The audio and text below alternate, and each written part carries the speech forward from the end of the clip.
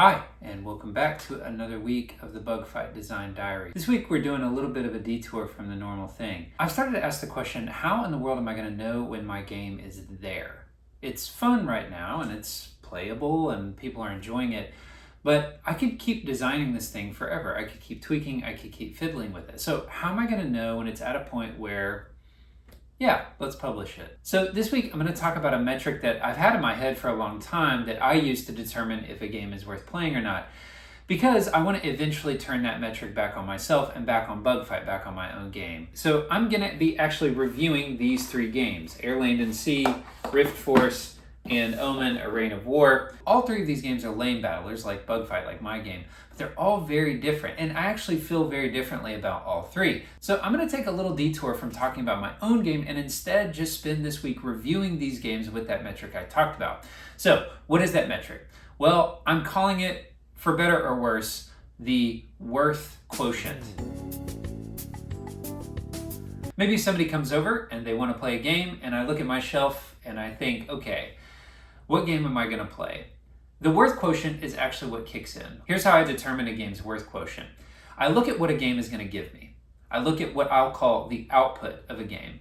And then I judge it up against what the game is going to ask of me, how much I'm going to have to put into the game. So then I get this little equation. I take the output of the game and I divide it by the input. Let me explain a little bit more of what I mean. When I talk about the output of a game, I'm talking about things like how pretty it is. This could be anything from like animation and menu and UI design to music and sound effects. For a board game, this could be, again, graphic design, but also the art that they included, the quality of the components. But of course, this is not all the output of a game experience.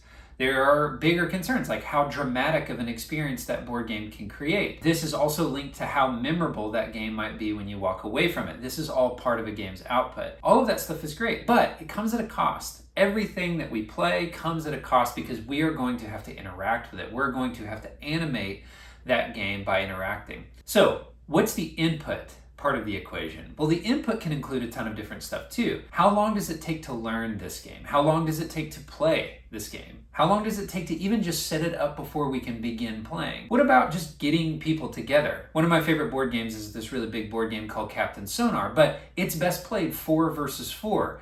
It's really hard to get 8 people together that are willing to play, say, a medium weight board game. Also, the same could be said about Killer Queen Black, a really great arcade game that you kind of need 2 teams of 4 to really experience correctly. Also, as part of the input equation, we have to ask, how hard is this game? Not how hard is it to learn, but how hard is it to play? How long do the turns take? How long will I spend with a hand of cards or looking at a board state frozen in analysis as I try to check for all the possible contingencies?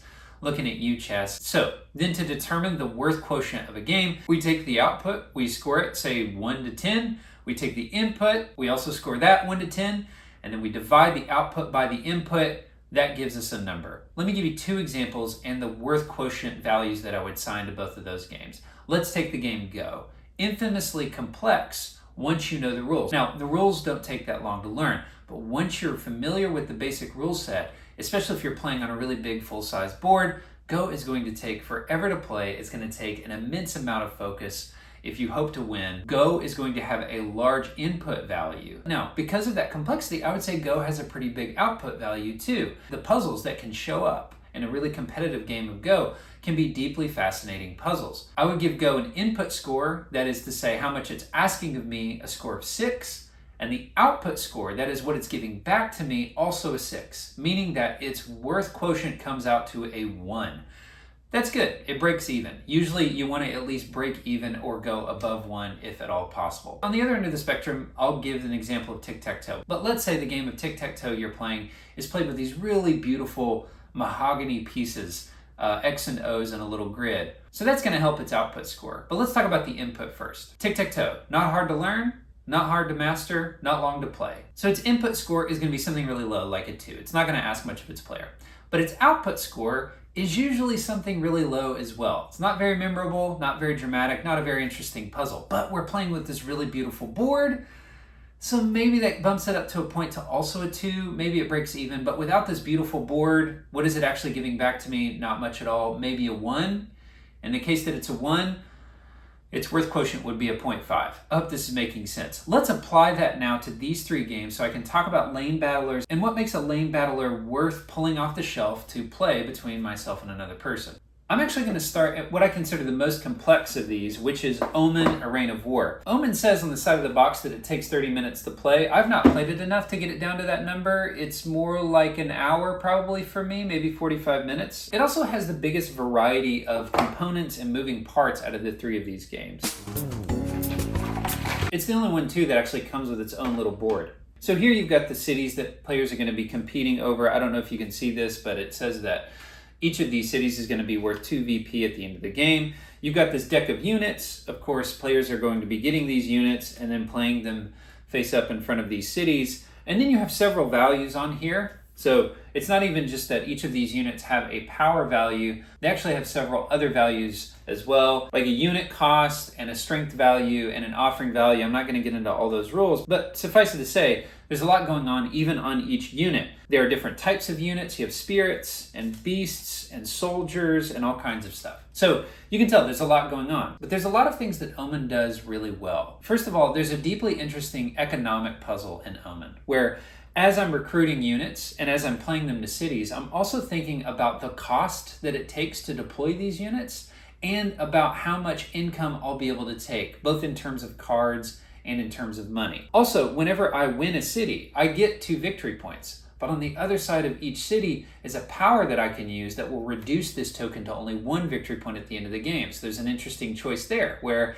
do I hold on to the 2 victory points, or do I use this powerful ability that I used from this token and change the board state in some pivotal way? There are restrictions and rules for how many units you can place at a city. There's another mechanic I'm not talking about here where you can essentially please the different gods. So as you could probably already tell, the rules learning process, that input part of our faction, is not insignificant. The rulebook does a pretty good job explaining, and I didn't have to go back and check too often for like rules exceptions or to figure out anything that was still fuzzy in my mind. But at the same time, there are a lot of different things happening in this game. What that means on the output part of the equation is that the game is poised to make a lot of really interesting things happen. There can be these really big, surprising, dramatic turns from your opponent that you didn't anticipate. And as you get a collection of units and cards in your hand that you get excited and ready to deploy, your mind starts to formulate these bigger combos and bigger turns that, again, on the output side of things, can end up feeling pretty memorable and dramatic as well. So, what would I score Omen Reign of War? What would I give it in terms of both input and output? One of the things on the output side of things that I don't much care for is the art. I don't love the art in this game. There seems to be a growing trend in board games to essentially not have art direction, and I know that's a really big criticism, and maybe, I don't know, 60 to 80% of the board games I play, the art seems almost devoid of a particular style and happy to just have represented men with swords or tanks or dragons in a satisfactory way. Not all games are like that, but I should say that all 3 of the games that I'm reviewing today more or less feel that way. None of the art and none of the graphic design necessarily excites me here. So Omen's not getting any output points for looking pretty, nor is it getting any points for the components in the box. Now, these are serviceable components. The cards feel good, the tokens feel good. But as you can tell from looking in the box, there's nothing in here to actually separate any of the pieces. It's just an open box. Now, this is no knock against John Cloudis or any of the people that worked hard to bring this board game to life. I like playing it and it's really well designed. However, not having like an insert or anything in the box does actually calculate for me when I'm thinking about, is this going to be worth pulling off the shelf? Because then I think, yeah, I'm going to have to fiddle with all these different things and maybe reorganize them as I get them out of the box, and we have to set them up on the table and maybe look through different cards to set the deck up in a certain way. When a different manufacturing approach meant that I didn't have to do that for the game, and in fact the game did that for me. So let's give it a score. For the input side of the equation, I'm going to say that Omen Reign of War is only a 4, which isn't bad. So again, that's the investment that it asks of me. What it gives back, the output side of the equation, I'm going to say that Omen gives me back, let's say, a 5 out of 10.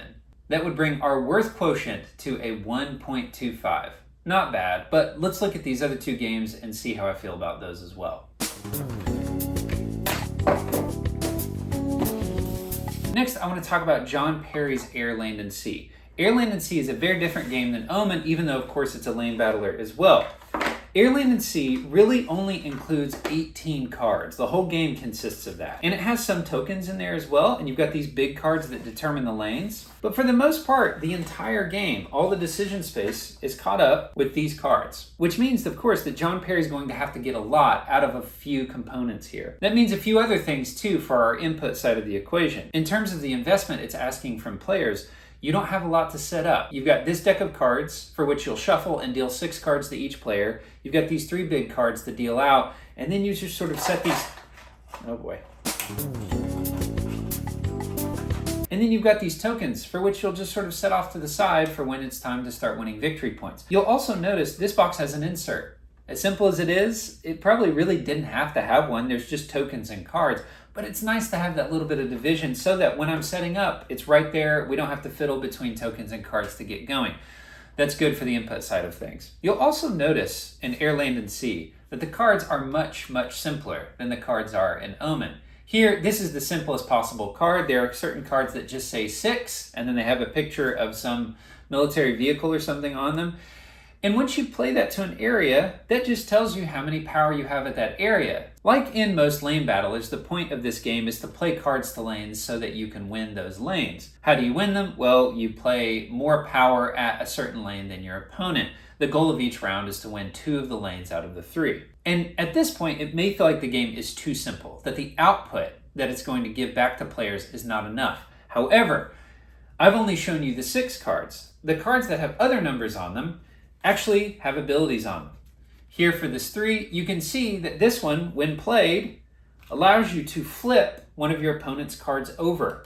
And if my opponent had this 4 at a certain area, I would be able to flip it over and it wouldn't be as powerful anymore. So it's one of the interesting things that a card can do. But the cards can do all kinds of stuff. They can lock down a lane so that your opponent can't play there anymore. They can move your cards between the areas. They can allow you to pick one of your cards back up and put it back into the hand so that you can respond to what your opponent's doing. That's pretty interesting. So what Worth Quotient score would I give to Airland and Sea? Well, first let's talk about input. What does this game ask of me? Not much. The game is able to be taught in under 5 minutes, probably, if someone's paying attention. It's not that hard to get good at either. Once you've played it maybe 2 or 3 times, you start to see how some of the cards interact. You can actually have a pretty good mental model of all 18 cards after you play the game maybe 3 or 4 times, which itself would not take you more than an hour of play. Each game plays in about 20 to 30 minutes.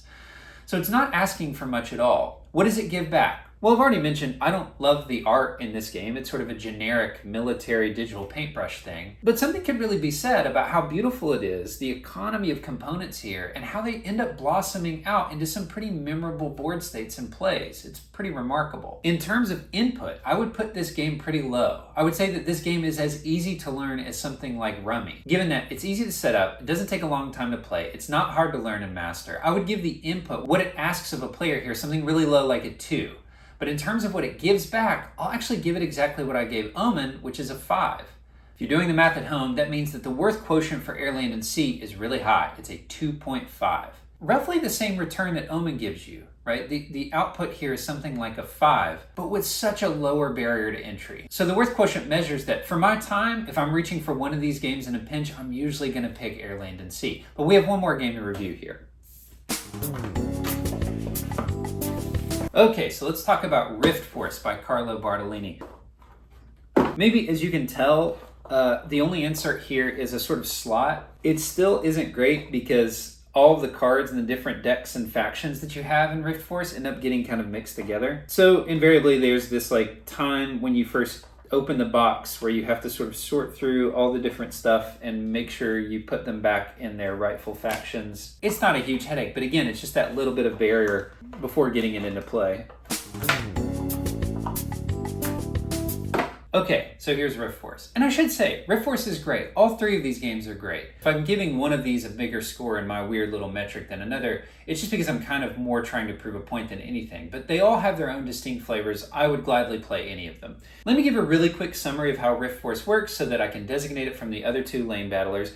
First of all, you have 5 lanes in Rift Force. And at the beginning of the game, you're actually going to choose 4 elemental factions, shuffle those factions together, and those will make your own personal deck. Much like Airland and Sea, these cards are super simple. In fact, they're even simpler. They always only have a number on them, and the numbers that show up on those cards are always only 5, 6, or 7. That makes knowing what's in your hand really simple, but that's important because the game is going to ask for a little bit more complexity somewhere else than what's just on the cards in the way that Omen and Airland and Sea did. Can I call Abigail and see if she could have a sleepover? Give me another 20 minutes here and then I'll be able to work something out with you. Okay, love you. Love you, baby. My argument about its input and output values is deeply contingent on where the complexity comes from. Because looking at the board, looking at the game state, it doesn't look that complex at all. But I would actually argue that Rift Force is the most strategically deep or complex game out of all 3 of these. Even though you can't see any text written on all of the cards other than these reference cards, the actual process of thinking through your turn and thinking through which elementals am I going to activate, do I actually need to play to the board this turn, I can actually end up spending quite a bit of time on a single hand of say 6 cards just trying to determine what the best move is in a given situation. So what does that become? Is that input or output? Is that something the game is giving me, or is that something the game is asking of me? Well, obviously it's a little bit of both, but to go back to my example of Go, I think it is something the game is asking of me. If I want to play well, if I want to play optimally, I do really need to spend a lot of time with each hand of cards to determine if something's going to work or not, if I'm going to be able to win a certain lane. But it's also giving me something. Because in all that complexity, it's creating this pretty rich, deep puzzle from pretty simple pieces that I get to enjoy and work over every single time it's my turn. Rift Force doesn't get any points to me for art, just like the other 2, but it does win some points for how easy it is to set up and get going. It also doesn't take a ton of time to learn this game. I would say that this one is almost on par with Airland and Sea as far as once you get it, you really get it. There's some more learning that takes place when you start getting more familiar with the different factions, but overall, I think you can learn this really quickly and start having fun almost immediately. I will say that on the side of the box it says that this game can be played in 30 minutes. Maybe it's like Omen where eventually I could get it down to 30 minutes.